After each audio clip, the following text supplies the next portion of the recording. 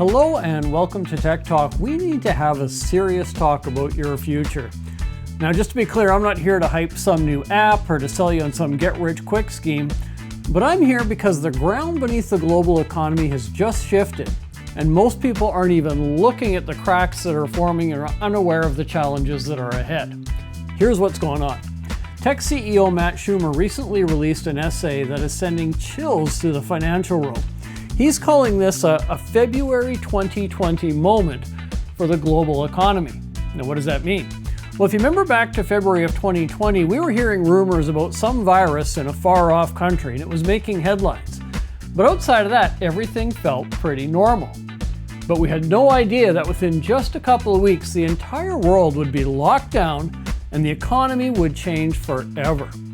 Well, Matt Shumer says that today, AI is that virus. But instead of locking us into our homes, it's about to lock out millions of workers from the job market.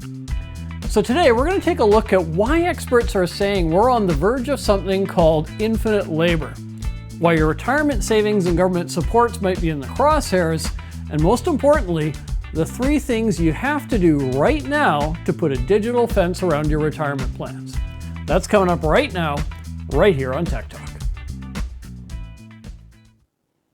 Now, in his recent essay, Something Big is Happening, Matt Shumer describes a terrifying different reality than the one we were in just 6 months ago.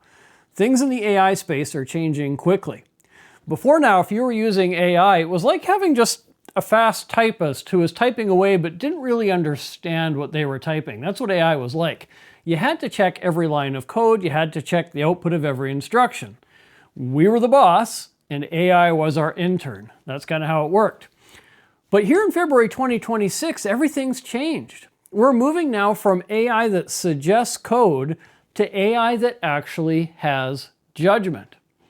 Now, Mr. Shumer describes this as sort of a walk-away test that he's been doing in his office. He's CEO for an AI company, and he says that now he doesn't sit and chat with AI models.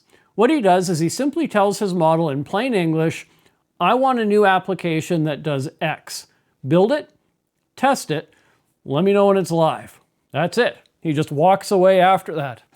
So he leaves his computer and he lets the AI model work for, in some cases, many hours. Now, while he's gone, the AI isn't doing what AIs have always done, which is just, writing code. But the latest AI models, they're actually thinking. Yeah, they're absolutely writing tens of thousands of lines of code, but they're also testing the code. They open the app that they're making, they click the buttons, they see if everything works the way it's supposed to. And then it debugs. If something fails in the app, it identifies the error, identifies where it went wrong, rewrites the code, and then tries it all again. Now, Matt says when he comes back, the work is pretty much done and the application is live and just ready to be used.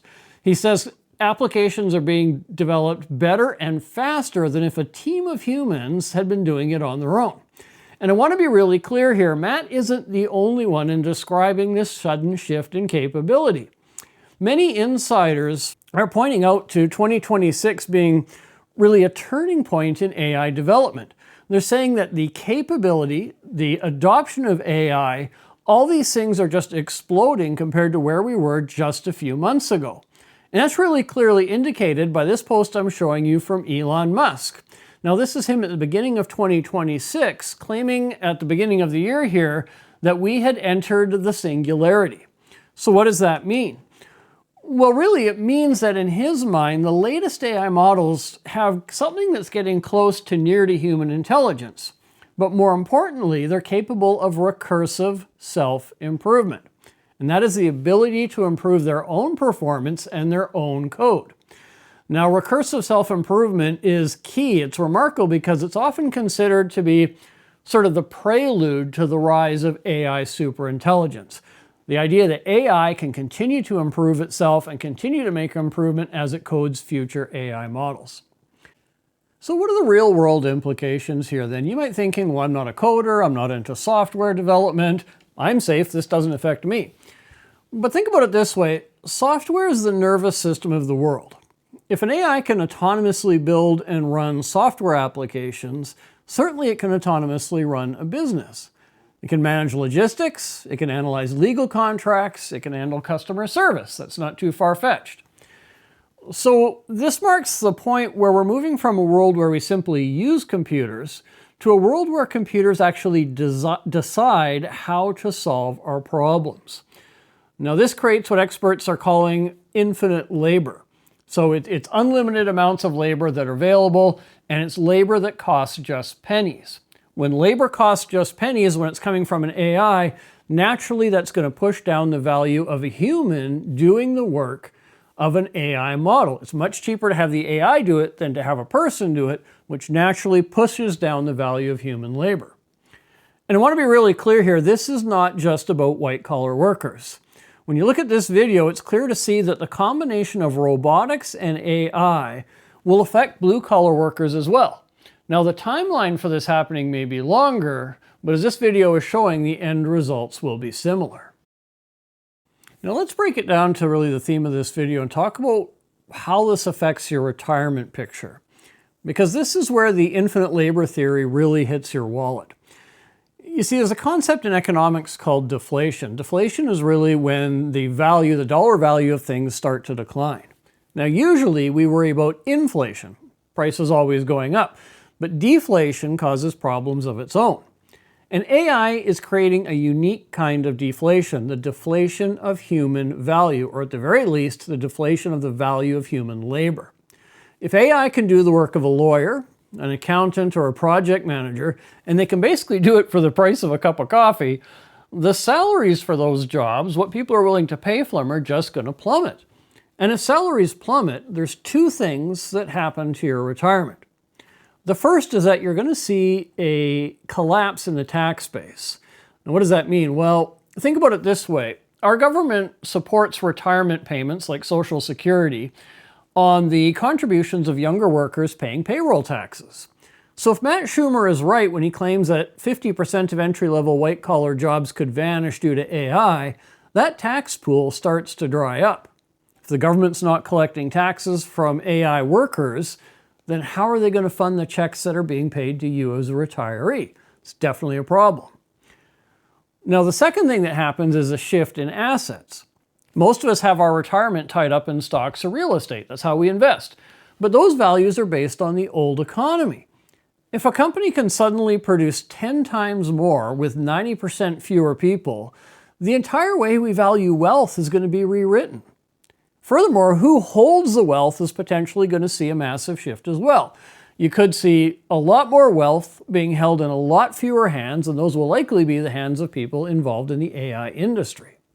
So clearly, we're entering a decade of disruption. Your retirement plan might look great today, but the foundation it's built on, human labor, well, that's really being replaced by silicon, and it's looking like it's going to be replaced quickly.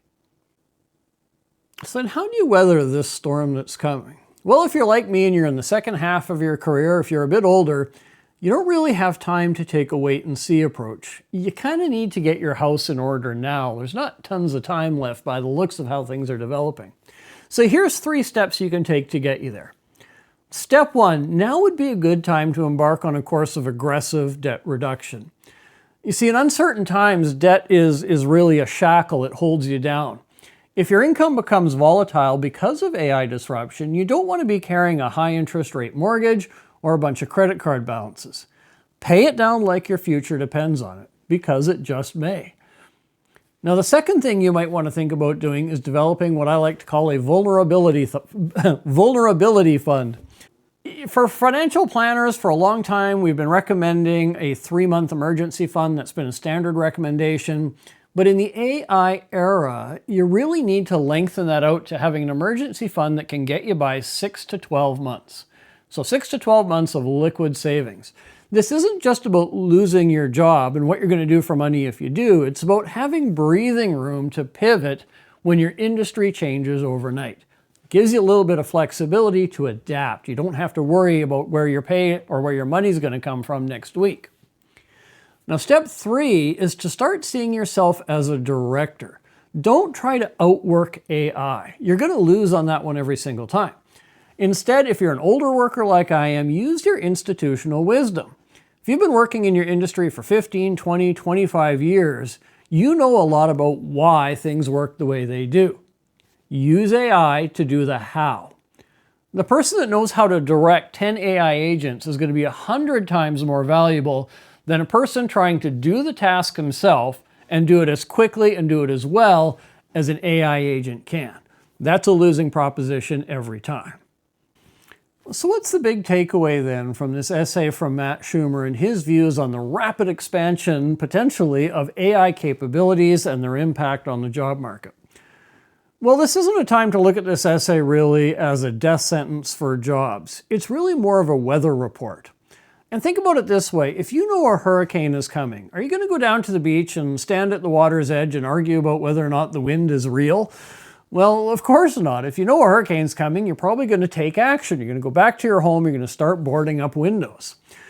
Well, the same is true now. We know what's coming. We don't know maybe exactly when it's coming, but we know it's coming. And so there's some actions that we can take right now, things that we can do this week to move us in the right direction to prepare for what's coming in the world of artificial intelligence. The first thing to do is to check your debt. Make a plan to kill one balance this month, or at least to start paying it down. I recommend start paying down the highest interest rate debt first. The second thing we can do this week is start testing AI agents. Get used to using them. Pick an AI model that you like, whether it's Claude, Gemini, ChatGPT. Ask it to summarize a complex document maybe and give you a summary that you can understand and that's clear. Get comfortable with being a director of an AI agent. Now, the third thing you can do is to get your house in order. Look at your retirement plan not as a guarantee, but as a project that's going to need ongoing work as things in the markets change and as AI begins to take root and become more used. Now, to help you out in this regard, I've put together a digital survivor checklist. It goes into more detail on these 3 strategies. It's just a one-page PDF. You can print it out, put it on your fridge, put it on your desk. And it's kind of a roadmap for everything that we've talked about here today. You're going to find a link to that PDF down in the video description below. Now remember, if you are in the job market right now, like me, even if you've got a few years to go, this isn't a time to be scared. It's a time to get curious. The people that are going to do best in this February 2020 moment are the ones who start moving before the rest of the crowd does. So start taking steps now, even baby steps, to get used to AI and preparing yourself for the changes that are going to come to most industries. Now, once again, I'm Graham Hughes. This is Tech Talk. I hope you enjoyed this video. If you did, don't forget to hit like and subscribe. This channel is going to help you to stay ahead of the curve. In the meantime, I'll look forward to seeing you on the next video.